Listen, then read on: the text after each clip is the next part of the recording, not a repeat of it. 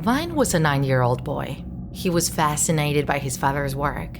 He created dolls of all shapes and sizes. Everybody wanted one of those toys that were so perfect and realistic. Sometimes he even created dolls the size of a child.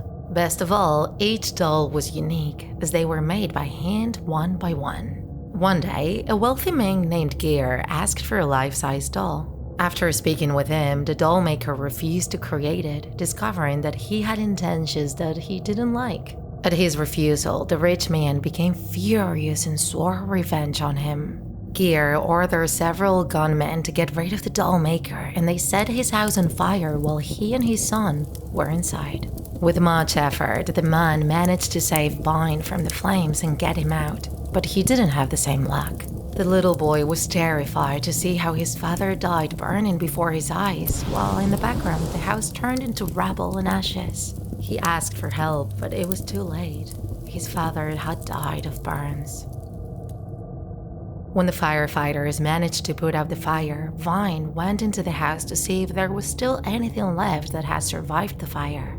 There, he found hundreds of pieces of charred plastic. The dolls that her father had so lovingly created were now melted down and disfigured, with hideous faces that caused dread. He wanted to take something, so he grabbed the only thing that had been saved, a pink glass eye.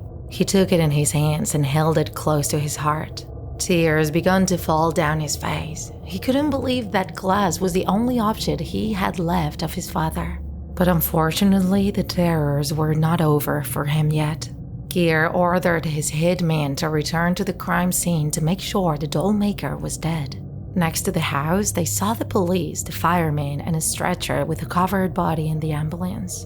Verifying that the man was dead, they prepared to return until something made them stop.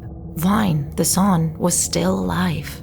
They took advantage of a moment when the little boy was alone and out of sight of the agents to kidnap him and take him to his boss.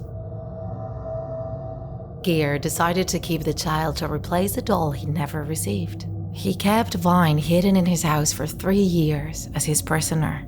He treated and talked to him as if he were an object. Day after day, the young boy was used like a doll, and slowly his mind began to deteriorate and he lost his sanity. One night, Vine decided that he couldn't take this situation anymore. While Gear was in bed, he grabbed a pen from the nightstand and began stabbing him in the neck. Blood gushed from the hole, spattering the walls and floor. Vine, at his young age, had just killed a man. Without being seen by the surveillance of the house, he stole some money and managed to escape. He wanted to start his father's business again. He wanted to be the new doll maker. With the stolen money, he bought the pieces that his father bought and tried to imitate what he had seen for years, managing to make beautiful dolls.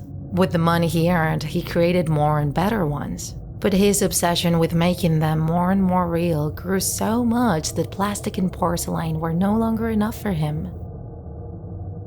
Shortly after, a teenage girl was found sitting on a bench, dead. Her name was Emily Ryder. She was wearing a handmade dress. Her hair had been shaved off and replaced with a blue one, sewn to her head. Her lips were painted and stitched at the corners to form a long smile, and her eyes had been replaced with glass ones.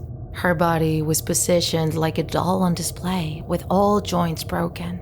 Emily was just the first.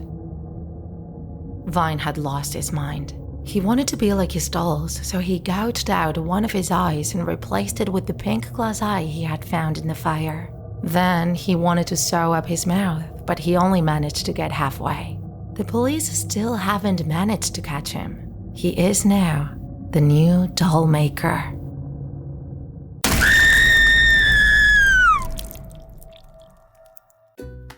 If you enjoyed this video, don't forget to like it. And if you want to see more Draw My Life videos, subscribe to our channel. See you in the next episode.